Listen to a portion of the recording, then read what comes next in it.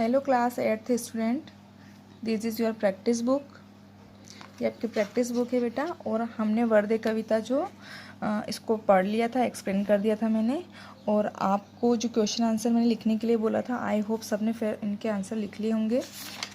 जिन बच्चों ने लिख लिए हैं वो मैं अभी इसके आंसर के सेंड करूँगी, तो आप एक बार देख के उससे मैच कर लीजिएगा। कुछ आंसर अगर आपको लग रहा है कि कुछ मिस्टेक है तो उसको सही से लिख लीजिएगा, ठीक। अब हम चैप्टर 1 पढ़ेंगे। चैप्टर 1 में जो प्रैक्टिस दे रखी है आपको वो पढ़ेंगे। बच्चों, इसमें जो संबंध बोधक का जो चैप्टर दे रखा है चैप्टर 1 में, मैं भी उसको रिड्यूस कर रही हूँ। नेक्स्ट डे जब भी आपके स्कूल लगेंगे तो मैं आपको ये वाला चैप्टर एक्सप्लेन कर दूँगी, ठीक है। तो अभी अपन इसको, ये वाला जो संबंध बोधक चैप्टर इसको अपन छोड़ रहे हैं, ठीक।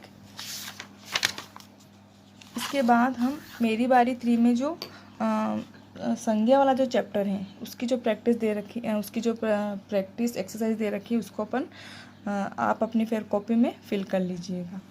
जैसे क्वेश्चन नंबर 1 है, निर्देशानुसार प्रश्नों के उत्तर दीजिए।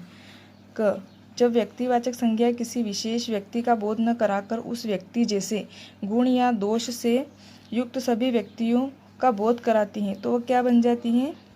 जातिवाचक संज्ञा। किस पर टिक करेंगे अपन? जातिवाचक संज्ञा पे, ठीक। नेक्स्ट है, जातिवाचक संज्ञा कब व्यक्तिवाचक संज्ञा बन जाती है?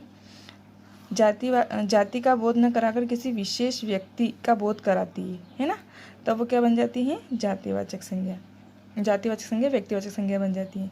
अगर आपको कोई कन्फ्यूज़न है तो संज्ञा वाला चैप्टर आप अच्छे से पढ़ सकते हैं, उसको देख सकते हैं और समझ सकते हैं, ठीक है। नेक्स्ट है, हमें कभी भी गरीबों को नहीं सताना चाहिए। वाक्य संज्ञा के किस प्रयोग से संबंधित है?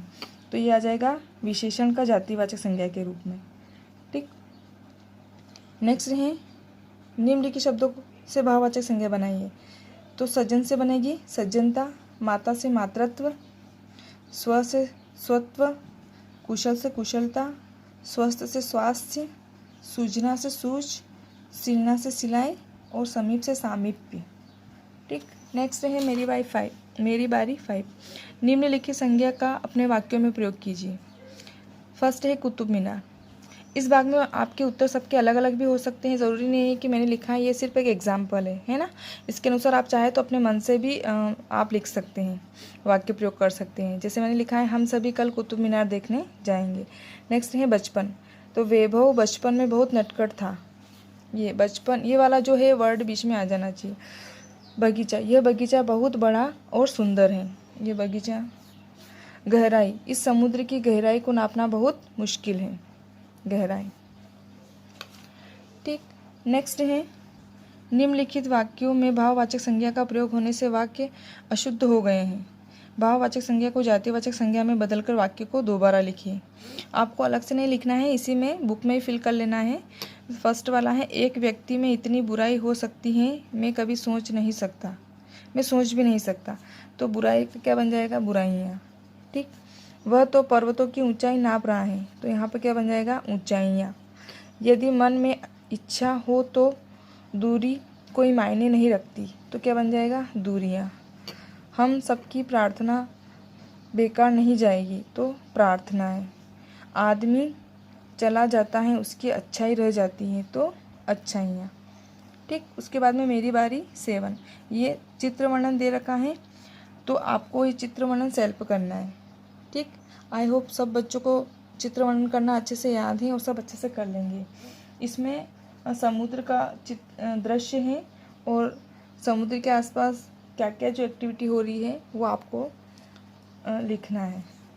इसके बाद में ये एक अनसीन पैसेज दे रखा है, ये भी आपको अच्छे से रीड करना है और इसके क्वेश्चन आंसर भी आपको लिखना है। और इसके आंसर ज़्यादा बड़े नहीं हैं, आप छोटे छोटे से आंसर होंगे तो आपको इसमें से ढूंढना है, पढ़ना है अच्छे से, 3 से 4 बार पढ़ना है और उसके बाद में इसके आंसर इसी के सामने आपको लिखना है, ठीक। तो आई होप आपको सब समझ में आ गया होगा। और जिन बच्चों ने कॉपी कंप्लीट नहीं करी है वो प्लीज़ कॉपी कंप्लीट करिए, साथ साथ लिखिए और PDF बना के जिसकी कॉपी कंप्लीट हो गई है वो मुझे सेंड कर देना, ठीक है। Thank you, have a nice day.